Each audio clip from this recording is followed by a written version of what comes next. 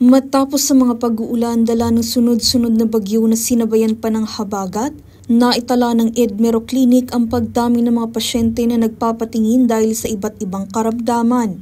Ayon kay Dr. Thomas Moll, karamihan sa mga nagpapacheck up ay may mga multisystemic conditions gaya ng hypertension, diabetes at iba pang chronic illnesses.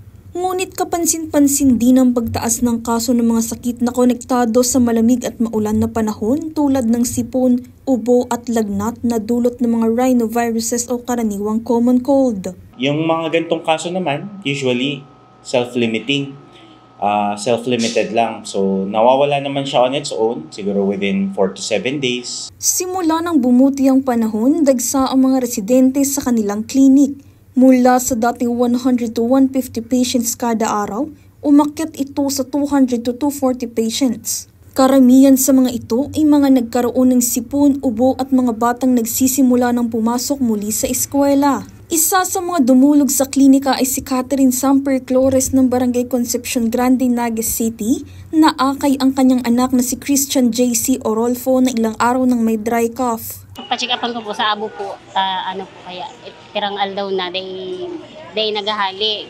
Tapos di pa para painom ko na siyang herbal na oregano. Po siya. Kaso kaya ang abo niya kaya may klema, dry po siya. Kaya po pa-check-upan ko po sa inyo.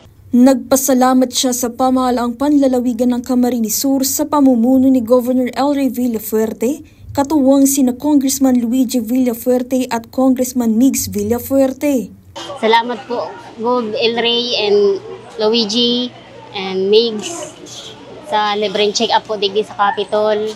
At salamat sa Indo nagkaigon trabaho digdi sa ang abong ko. Nagbigay naman ng paalala si Dr. Moll na iwasan ng matagal na pananatili sa matao at kulob na lugar at uminom ng maraming tubig, magpahinga at agad kumonsulta kung hindi gumagaling ang sintomas. Darlene Lestrulio, CSN.